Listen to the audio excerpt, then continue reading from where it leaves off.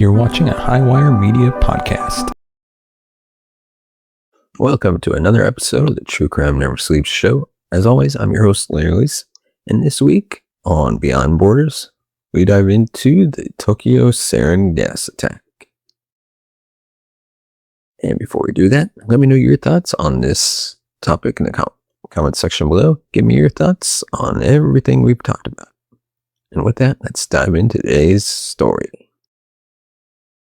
On March 20th, 1995, as Tokyo's morning rush hour reached its peak, a doomsday cult named Shinriko launched a coordinated chemical attack on several of the city's subway lines.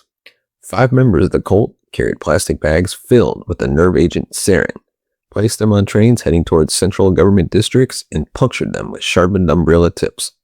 Within minutes, commuters and crowded cars began suffering from terrifying symptoms: constricted pupils, labored breathing, severe headaches, and in some cases, violent convulsions. By the end of the day, 13 people had lost their lives, and thousands more required treatment for symptoms ranging from mild discomfort to life-threatening respiratory distress.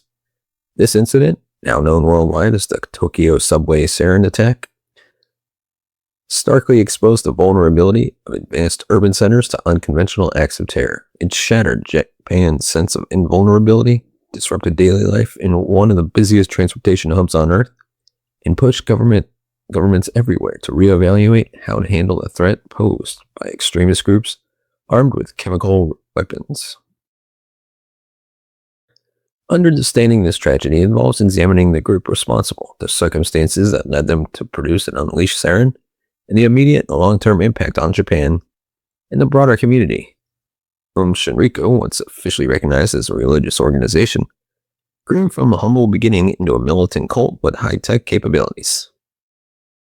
Tonight, we explore how a charismatic leader, Shoko Asahara, managed to recruit intelligent but disillusioned professionals and direct them towards creating chemical weapons.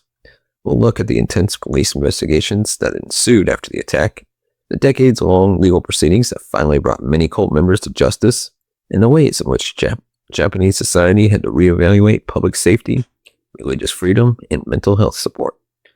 While the storyline of Shinriko may appear uniquely tied to the 90s Japan, the lessons from the event resonate widely and remain relevant in understanding the nature of modern terrorism and the fragility of daily life in any city. Shinriko originated with Shoko Asahara, born, I'm going to butcher his name, Chizo Matsumoto, in 1955. Although he was partially blind from childhood, his later years would see him develop a deep interest in various spiritual disciplines. During the 1980s, he blended elements of Buddhism, yoga, Hinduism, and Christianity into a syncretic belief system. At first, he attracted public attention by promoting health regimens and meditative practices, which resonated with people seeking alternatives to Japan's high-pressure work culture. Eventually, he formally registered Shinriko as a religious corporation. Through a relentless publicity campaign, including appearances on television and the publication of numerous books, Asahara expanded the cult's membership. He portrayed himself as a guru who possessed powers to levitate and heal, and he preached that only those who embraced teachings would survive a coming apocalypse. Among the ranks of his adherents were individuals with impressive academic and professional credentials, including scientists, doctors, and engineers. While many came to seeking spiritual growth or a life less constrained by corporate and societal norms, they soon found themselves in an environment that demanded rigid obedience. Over time, Asahara's teachings became increasingly apocalyptic. He claimed that the modern world stood on the brink of global ruin, often pointing to nuclear conflict or cataclysmic forces, and asserted that only through his guidance could humanity achieve salvation. Within the confines of Alm's compounds, the organization cultivated a close culture of absolute reverence for Asahara. Critics, defectors, and even family members of disciples warned outsiders about troubling practices and possible human rights abuses, but the Japanese authorities could not yet directly tie these reports to verifiable crimes.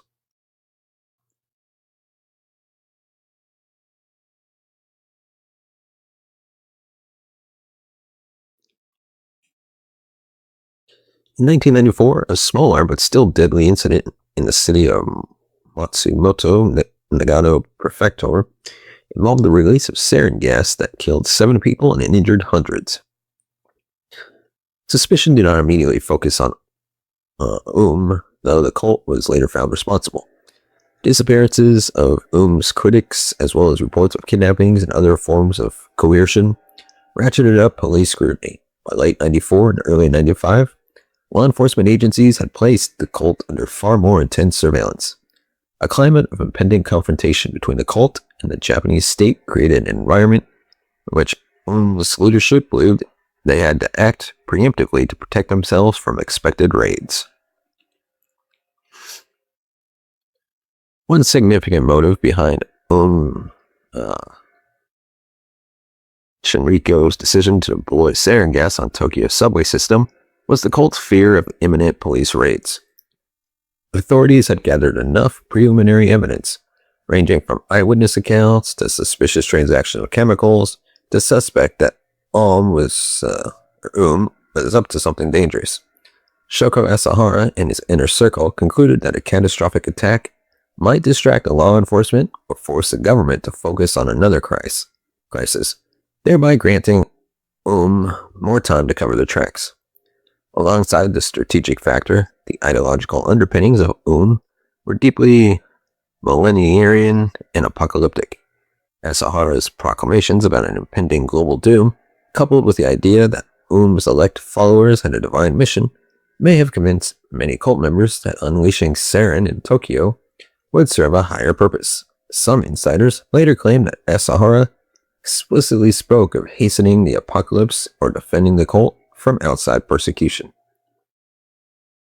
Within the secluded and tightly controlled environment of compounds, it is not difficult to see how such radical ideas took root without encountering significant internal opposition. Another explanation frequently cited is that Asahara believed he needed to prove his prophecies correct. By orchestrating a massive disruptive event in Japan's seated government authority, he could demonstrate his power and perhaps even incite chaos that would validate his message of societal collapse. The combination of strategic and theological motives created a potent justification for leadership to move from mere rhetoric to actual terror.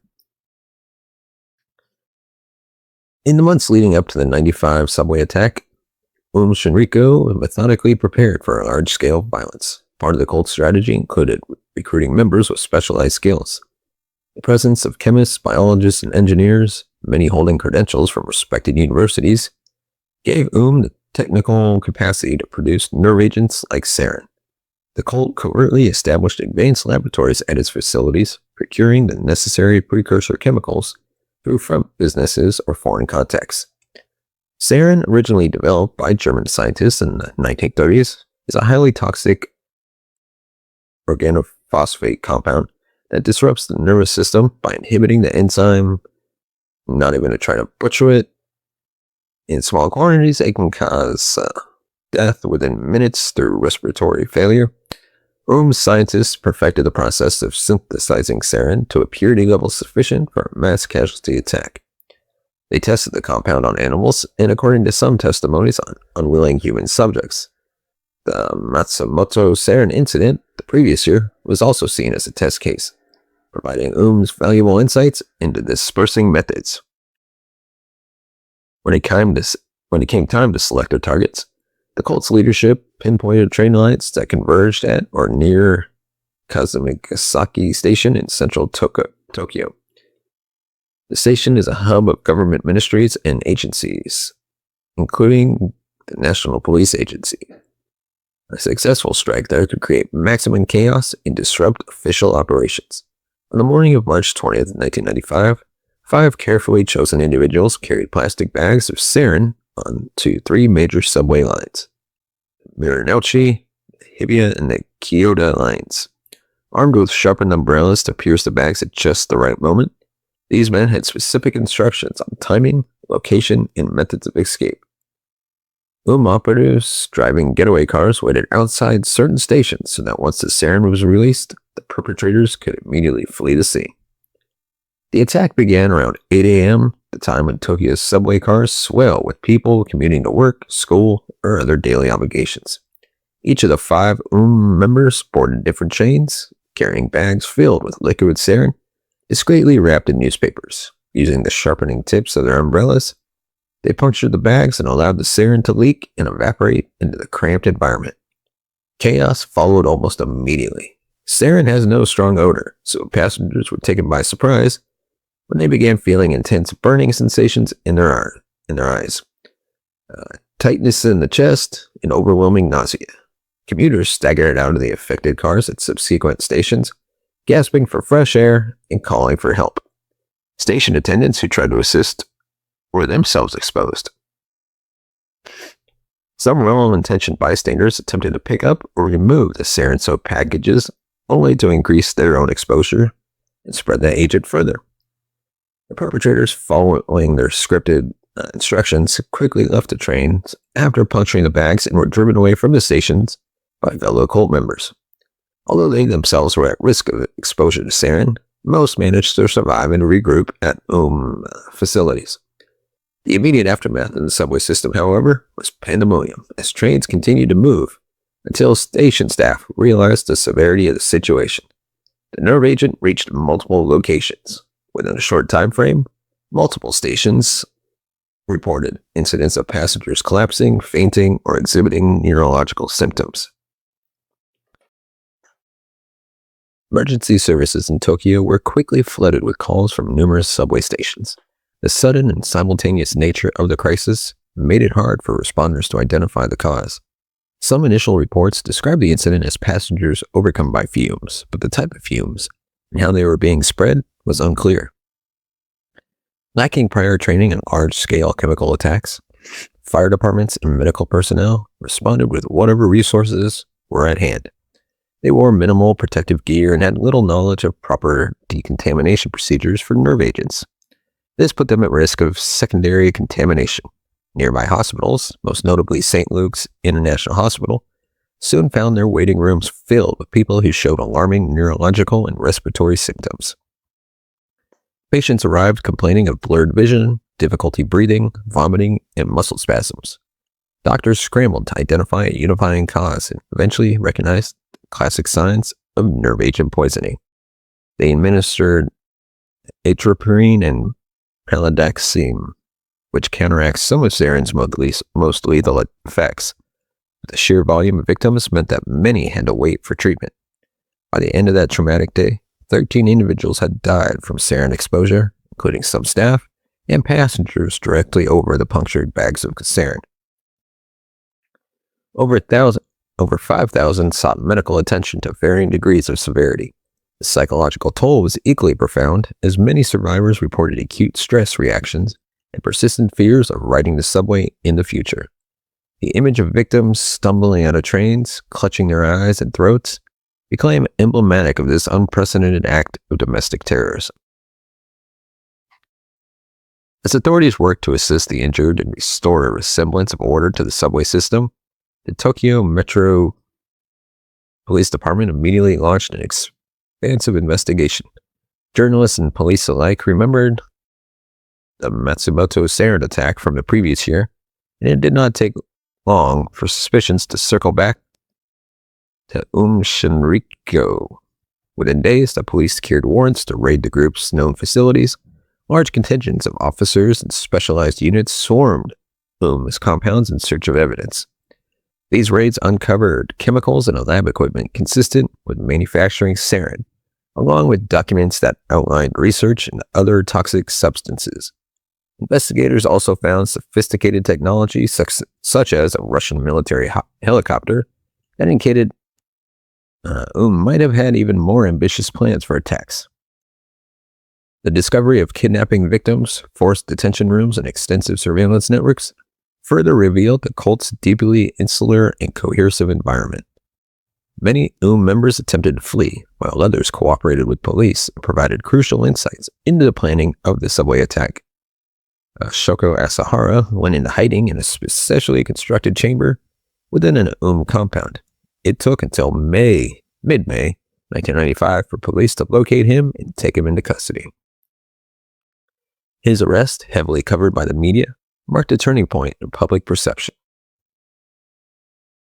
Shinriko, once known for its odd yet seemingly harmless spiritual teachings, was now recognized as a dangerous organization that had orchestrated a large-scale terrorist attack in Japan's capital.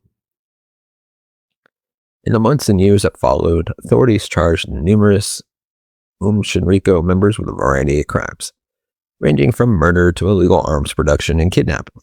The sheer magnitude of the evidence, thousands of pages of documents, statements, and scientific analysis, made the ensuing court cases among the most complex in Japanese history.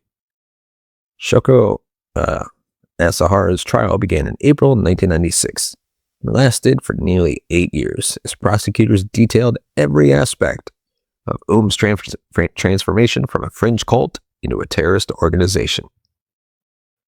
Asahara's defense team argued that he was not directly responsible for the actions of subordinates, claiming that certain followers took extreme measures without explicit orders. However, testimony from former cult members painted a very different picture. They described Asahara's tight control over every facet of the group's operations and repeatedly stated that nothing happened without his personal directive. The courts eventually rejected the defense's claim of Asahara's non-involvement or alleged mental incompetence. By 2004, Asahara had been found guilty of murder and other charges, leading to a death sentence by hanging.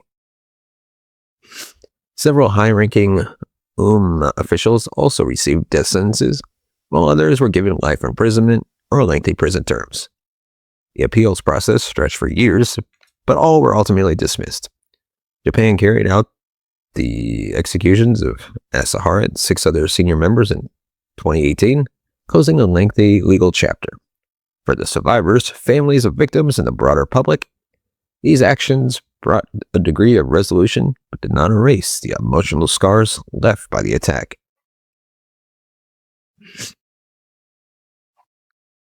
Worldwide, the Tokyo subway sarin attack served as a wake-up call that terrorist organizations no longer had to rely on conventional explosives or firearms. The incident demonstrated that a relatively small group, if driven by extremist goals and armed with scientific expertise, could acquire materials to manufacture lethal chemical agents. Governments in many countries began reassessing their own preparedness, updating stockpiles of antidotes, and improving intelligence sharing around chemical and biological threats. The global media's coverage of the event was intense. Footage of victims gasping for air on station platforms highlighted the terrifying nature of chemical warfare in civilian settings. The attack also sparked renewed scrutiny of fringe religious movements worldwide. Researchers examined the sociological factors that allowed groups like Shinriko to attract educated individuals who felt alienated by mainstream society. Many saw the cult as a prime example of how spiritual longing or dissatisfaction with conventional life could be twisted into an extremist ideology when led by a charismatic and manipulative figure. One key lesson learned was the importance of coordination among different branches of government. Before the attack, police, fire departments, and medical facilities operated with minimal interagency communication. The events of March 20th showed that large-scale emergencies require a unified command structure, shared communication channels, and consistent protocols. In the years that followed, Japanese authorities instituted multi-agency drills and improved their real-time information sharing systems. Public education about chemical and biological risks also became a priority. Prior to 1995, few people understood the symptoms of sarin exposure or knew how to react if they encountered a suspicious substance in a public space. New initiatives aimed to inform commuters and ordinary citizens about how to identify potential nerve agent symptoms, such as pinpoint pupils or sudden breathing difficulties, and how to seek help. Japan also began monitoring fringe religious organizations or extremist groups more proactively. This was a delicate process because freedom of religion is firmly enshrined in the post-war constitution. Still, officials recognized the need to strike a balance between respecting spiritual practices and preventing another catastrophe. Revised laws required religious corporations to be more transparent about their finances and membership, if there was evidence of dangerous activity. Critics worried about potential overreach, but many citizens supported the measures as a way to prevent any resurrection of style violence.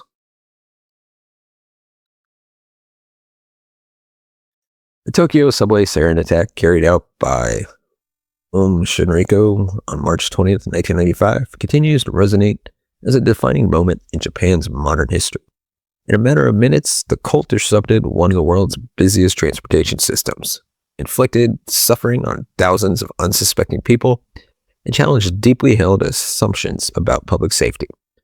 Most disturbingly, it showed that relatively small groups, if driven by a potential mix of apocalyptic visions and scientific know-how, can unleash weapons of mass destruction in the heart of a major city.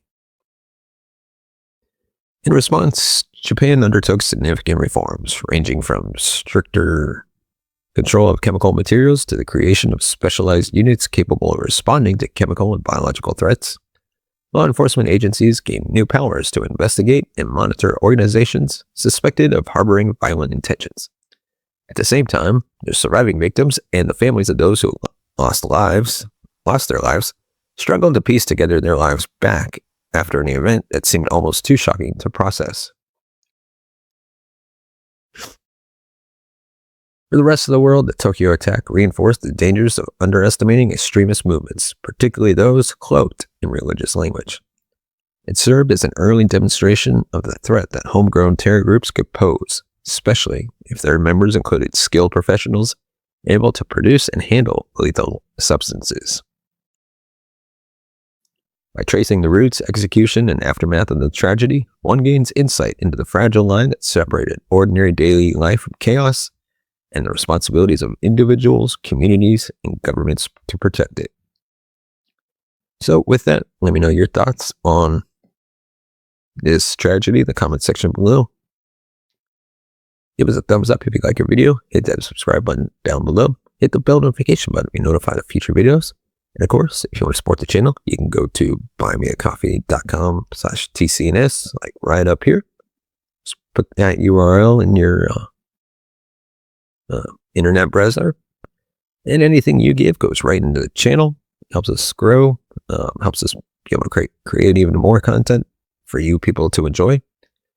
And of course, you can find us on all major podcast platforms, whether it's Good Pods, Spotify, Amazon Music, wherever you get your podcasts from. We'll be there waiting for you to listen. And with that, thank you so much for watching and listening. We'll see you next time.